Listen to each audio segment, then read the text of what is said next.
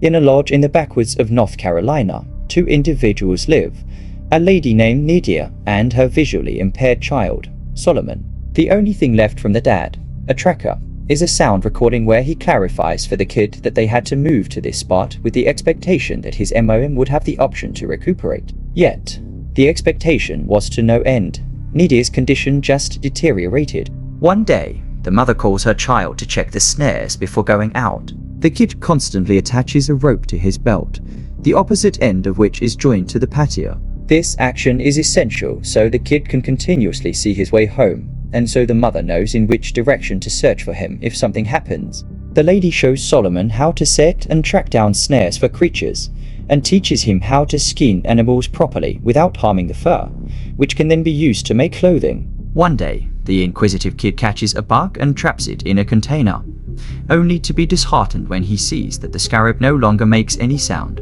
The mother explains that living creatures need air, food, and water to survive. One day, the lady proposes that the kid go fishing to commemorate the birthday of his departed dad, who loved this activity and always took Solomon with him. She intends to bake a cake which excites the kid. The pair head to the stream, but Solomon notices that all the creatures and birds have vanished, and a ringing quietness surrounds them. The mother jokes that the animals were scared of the kid and lamented the fish in the stream. The kid relaxes, but the unsettling feeling lingers. Sitting by the shore, he suddenly asks questions about death. Nydia is surprised but explains that death is merely a change in existence, like a chrysalis transforming into a butterfly. Life continues, but in a different form. Despite this, Solomon's curiosity about death is puzzling as he is young and will live for a long time. After sitting by the shore with their fishing poles and not getting a bite, the lady suggests the kid dig for some worms. He happily agrees and ventures further into the forest. The kid discovers some worms near a decayed tree and feels an iron chain under the leaves. When he tries to pull it to find out where it leads, the mother arrives, sensing something suspicious in the forest. She praises her child for finding the worms but suggests they finish their search for the day. The pair returns home, where the mother tends to household chores, the garden, and the goat, which provides them with milk. Solomon helps dig up root vegetables, and the mother praises him for his health, hiding that she feels worse and worse. At night, she bakes the promised cake and suggests that her child sing the traditional song, but the kid doesn't like it. Nydia offers him the chance to blow out the candle on the cake, and Solomon fulfills the request, but refuses to share his wish, believing it won't come true if he does. At night, the mother plays a sound recording she and Solomon's dad made for little Solomon. They recount a little goat that once ran into the woods where an awful beast lived. The parents feared for their goat, but were overjoyed when it managed to escape and return, bringing great joy to its mother and father. They embraced the goat, and it promised never to return to the dark woods again. After listening to the story again, Solomon brings up the question of death, not understanding his mother's previous explanation. Nydia talks about faith, but the kid scarcely comprehends and declares that he trusts in his MOM regardless of anything else. The years pass, and one day the mother vanishes, leaving the child only a recording of her voice in which she says farewell and reminds him of the three main rules of their life. He should always share with the forest half for him, half for the forest. When he feels down and ready to give up, he should sing their song, and he should never take of the rope. Time elapses, and Solomon becomes a teen. He has fully adapted to life alone, hunting, fishing, chopping wood, and checking traps. When he feels particularly sad, he listens to the tapes with the voices of his family. One day, while eating near the house, the kid hears a peculiar sound from the brush. Putting down his plate, he hurries into the forest but finds nothing. He senses someone's presence nearby. Before bed, he listens to his mom's voice recording again, but he can't sleep. The kid gets up and goes outside, then hears the sorrowful bleating of his goat. He runs toward the sound until the rope reaches its limit. At the very edge of the rope's reach, he manages to feel the goat's body in the grass, but then something unknown grabs the creature and drags it into the depths of the forest. Feeling his hands covered in blood, the kid tries to wipe it off. Morning comes. Solomon is terrified but continues to live by his established routine.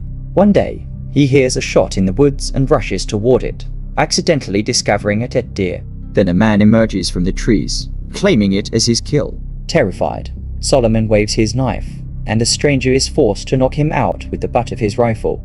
The kid wakes up near his home, where the hunter, sitting beside him, tends to his injury, apologizing for the harm caused. The hunter read the name on the blade Lucas and assumes it is the kid's name. The kid admits it was his father's name, who is now gone.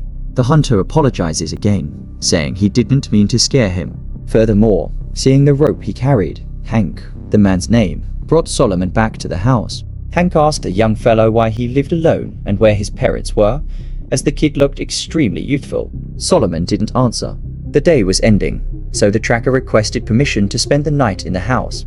In return, he offered some pain relievers, which the kid declined as he didn't know what pills were.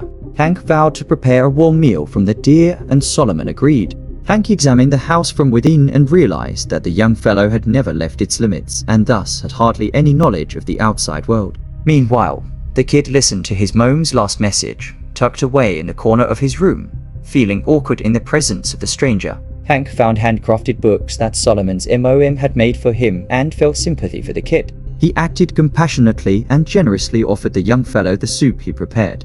He also offered to help Solomon, saying he could guide him to people and assist him in settling into the larger world. But Solomon refused, which Hank attributed to his deep love for home, lamenting that he himself didn't have one. Hank asked again about the parents, noting that the kid resembled the woman in the photograph. Maybe that was his mom. After dinner, they went to bed, but Solomon didn't part with his knife. Realizing that Hank posed no threat, he finally slept. Around midnight, both were awoken by a loud and frightening sound, like the roar of an unknown creature. Hank, equipped with a flashlight and rifle, went outside to investigate. It was quiet around the house, and the man headed into the forest. Soon, he found blood trails at the base of a tree and realized that some creature had died there. On the tree, there were bloody marks, and the bark was shredded. Hank reviewed the area through his scope and noticed something suspicious in the bushes. He fired, but the animal jumped from behind the tree with a terrifying roar and charged at him. Realizing he missed, the tracker ran back to the house. He saw Solomon in some kind of daze, the kid swaying back and forth, murmuring to himself and not responding to the man's questions. Hank, finding no answers, left him be, believing he had scared of the beast and that they were now safe. The man vowed to get the kid out of the forest so he could live an ordinary life, unafraid of any beast. In the morning, Hank found Solomon in the shed. He offered to repair it since all the necessary materials were there, except for the chain. Solomon took Hank to the spot where he had found the chain as a child. The man marveled at how the kid navigated using the rope. Solomon explained that it was the only way to survive. Soon, they found the spot, and Hank, seeing the chain, grabbed it and started pulling. Realizing it was attached to something, he followed it and discovered some sort of tunnel nearby. He found metal shears, which surprised him, but he removed a piece of the chain and brought it back to the house. While the man worked on the repairs, Solomon requested a piece of venison. After getting permission, he threw it into the bushes. To Hank's surprise, the kid explained that it was a custom. Everything taken from the woods should be shared with it, as his parents had taught him. Hank accepted this practice and explained the presence of the beast they had heard at night. He suggested they set a trap for the beast to ensure the kid's safety and extended the rope, allowing the young fellow to explore new areas.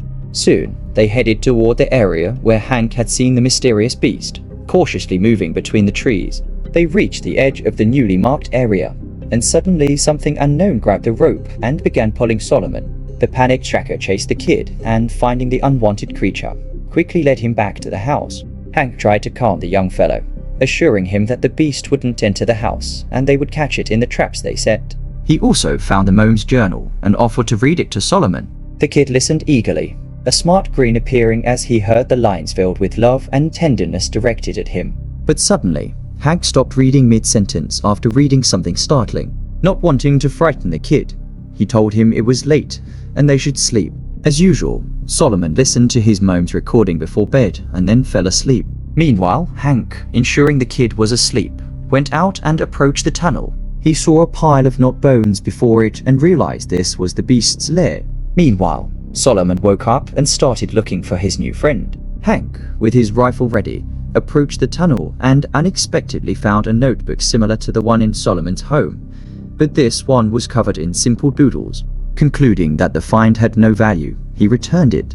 Realizing that Hank was missing, Solomon sat on the yard and turned on the recording device, listening to his mom's voice. Then he heard a gunshot in the woods. Finding the rope's length ending for the first time in his life, Solomon removed it and went into the forest to find his friend. He stumbled upon Hank's backpack and realized the man was somewhere nearby. The rope's length ended, and Solomon, defying the rule, took it off to find his companion. He crawled around and found Hank's dead body. Solomon grieved his loss when he heard someone standing before him. The terrifying, ragged figure turned out to be Solomon's MOM, making eerie noises. She charged at him, but the chain restrained her. Overcoming his fear, Solomon began to murmur the childhood song. This made the woman stop, and when she started murmuring along, the kid recognized her. He cautiously approached her, and when she rushed at him, she impaled herself on a blade and died. Her eyes, with strange vertical pupils, went still. The young fellow, heavily breathing, sat against a tree, trying to recover from everything he had experienced. He suddenly heard a crow call and looked up at the sky. Then, in his glazed eyes, vertical pupils appeared, indicating that, along with his sight, he had acquired his mom's affliction, becoming the new forest monster. The story ends with a melancholic tone, radiating sadness, cold, and a sense of inevitable futility. Yet, the lesson about the rope is particularly fitting. One should never lose their connection to home.